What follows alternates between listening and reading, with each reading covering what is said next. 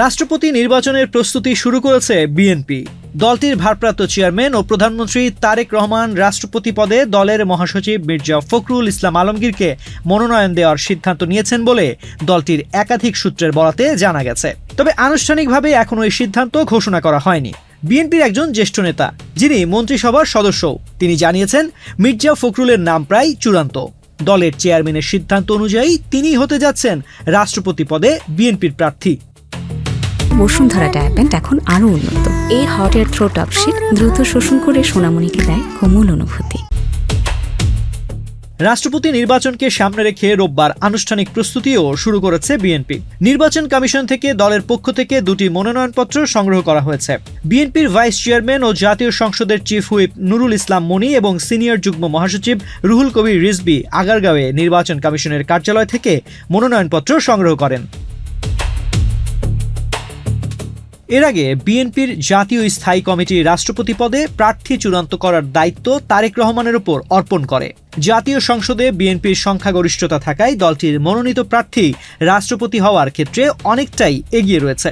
নির্বাচন কমিশনের তফসিল অনুযায়ী আগামী 20 আগস্ট রাষ্ট্রপতি নির্বাচন অনুষ্ঠিত হওয়ার কথা। প্রয়োজন হলে জাতীয় সংসদ ভবনে দুপুর 2টা থেকে বিকেল 5টা পর্যন্ত ভোট গ্রহণ হবে। তবে মির্জা ফখরুল ছাড়া অন্য কোনো বৈধ প্রার্থী না থাকলে ভোটের প্রয়োজন হবে না। সেক্ষেত্রে বিনা প্রতিদ্বন্দ্বিতায় নির্বাচিত হতে পারেন তিনি। গত 24 জুলাই মোহাম্মদ শাহাবুদ্দিন রাষ্ট্রপতির পদ থেকে পদত্যাগ করার পর পদটি শূন্য হয়। এরপর স্পিকার হাফিজ উদ্দিন আহমদ ভারপ্রাপ্ত রাষ্ট্রপতির দায়িত্ব পালন করছেন। সংবিধান ও রাষ্ট্রপতি নির্বাচন আইন অনুযায়ী পদ শূন্য হওয়ার 90 দিনের মধ্যে নতুন রাষ্ট্রপতি নির্বাচন করতে হয়। মির্জা ফখরুল রাষ্ট্রপতি হলে বিএনপির মহাসচিব পদটিও নতুন করে আলোচনায় আসবে। 2011 সালে তিনি ভারপ্রাপ্ত মহাসচিব এবং 2016 সালে মহাসচিবের দায়িত্ব নেন। দীর্ঘ সময় বিএনপি ক্ষমতার বাইরে থাকার সময়ে দলকে সংগঠিত রাখতে গুরুত্বপূর্ণ ভূমিকা পালন করেন তিনি। তার সম্ভাব্য বিদায়ে বিএনপির অন্যতম গুরুত্বপূর্ণ সাংগঠনিক পদটি 1 দশক পর নতুন নেতৃত্বের মুখ দেখবে।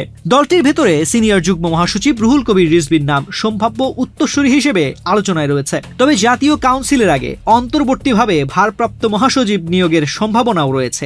মির্জা ফখরুলের রাষ্ট্রপতি পদে যাওয়া শুধু দেশের সর্বোচ্চ সাংবিধানিক পদের নেতৃত্বের পরিবর্তন নয়, এটি বিএনপির অভ্যন্তরীণ নেতৃত্বেও একটি গুরুত্বপূর্ণ পরিবর্তনের সূচনা করতে যাচ্ছে।